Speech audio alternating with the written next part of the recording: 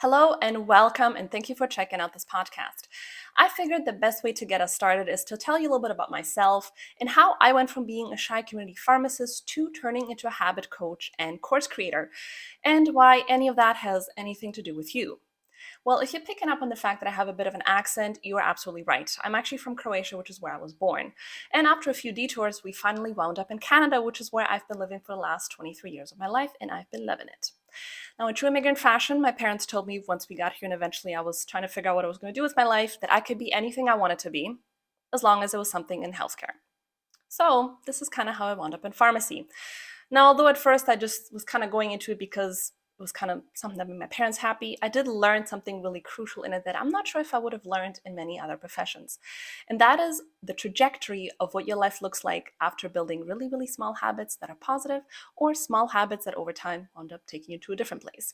And it has nothing to do with whether someone is making a lot of money or not, whether someone is smart or not. It has a lot to do with just human behavior and how small decisions over time will lead you to a very particular place. Now, having the unique perspective of kind of seeing the future of what could happen if I did take care of certain things or didn't, it definitely planted those seeds in my head where like I need to kind of get started on some changes earlier in my life versus waiting till things are kind of a little bit further down the line, because sometimes even your best intentions can't always turn the ship around. That was a really crucial thing that I learned, and I'm still in the pharmacy world, so I still continue to see this all the time. Now, my story is actually a little bit more personal. It's not just professional. Although I was checking off all the boxes, I had gone to university, I had graduated well, I had a good paying job, I then bought myself a place and I moved out. My personal life at home, I really wasn't doing as well as it looked like on the outside. On the outside, I was this go-getter who was just like checking shit off the boxes and I was doing really well. But at home, I was kind of struggling keeping things together. I was neglecting the dishes. I was not putting away the laundry. I was watching hours of TV instead of doing the things I said I was going to do. I would get those to-do lists going, endless lists, but I would barely get anything done. I would, just feel guilty about not being able to kind of be on top of these things when I felt like I really should be. Truthfully, I was feeling very embarrassed and ashamed because I have a university education. I should be able to figure this out. I felt like part of me should know better. I should know how to do this, or I shouldn't have let this happen in the first place. And then I had a realization that I'm like, well, when was I ever taught how to actually implement changes? You're kind of just like left to your own devices. You just hope that you're like emulating other people's behavior well enough that it sticks.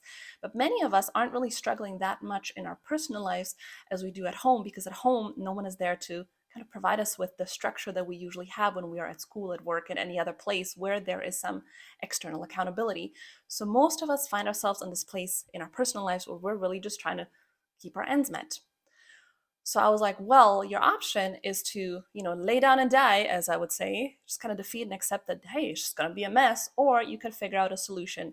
Now, I'm not one to lay down and, let things be. I'm going to go figure out how to fix this. So I did what everybody does. I went on Google, started typing in habits to change whatever, billions of hits started to come up, which was perfect because I don't know where to start. Very quickly, I realized that there's a lot of really sexy, really fluffy, really like fun and engaging advice out there. 5 tips on how to do this. 2 things you need to do to break your habits. These are the habits you need to be picking up. And like all of it is really great and it's very energizing. There's books and everything, like podcasts, videos, everything's out there. And I wound up going down this rabbit hole of just like consuming. I felt so smart because I had spent so many hours absorbing all this information. And then I turned around and I realized that I wasn't applying jack shit. I knew mentally, theoretically, I knew how to do a bunch of stuff, but I really wasn't doing very much with it because I actually didn't know how to apply it. And I realized that my problem, like many other people's problems, is not that we don't know what needs to be fixed. We don't know what some of the steps are that we could take, is that we don't know how to take the theory that we know in our head and turn it into real life actions. We don't know how to apply. So I was like, okay, back to the drawing board. Obviously, consuming information is not the issue I have. We need to figure out how to start applying it. And once I started going down that rabbit hole, trying to figure out how to actually do it, I realized that my answers aren't out there. It's not the information I don't have. It's like, I need to learn about me. I need to learn about how habits work. I need to learn about how I operate. Why am I doing what I'm doing? How am I supposed to change things if I don't even know what's brought me to this place in the first place?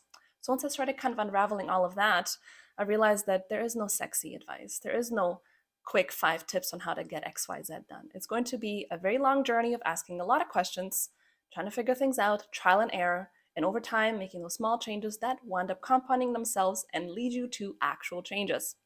And once I had kind of sorted out a little bit of stuff myself, I started telling some of the people that I knew what I was doing, and like, because I was really excited about it.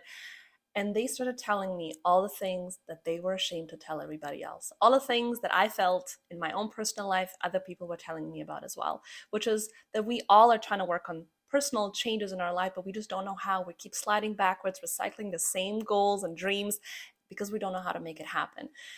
And I sat there wondering, like, do I just keep all the stuff that I'm learning? Do I just keep it to myself? Because that honestly was my original plan. Like, I was just literally doing it to help myself. Or do I put it out there? Do I become that person who starts sharing these things? And I was like Eminem says, this looks like a job for me. And I was like, why not you? Why not? Go out there and share it.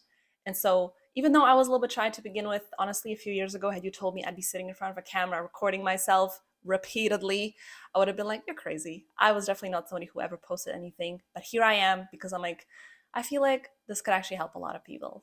Now, if you are someone who is also gone down the very similar path as me, looking for information and realizing that you know how to do a lot of stuff, but it just seems to not translate into real life, you are in the right place. Check out this podcast, subscribe, listen to all the episodes. I will be giving you the unfiltered, no BS version of the little things that you need to do to get yourself on the right track.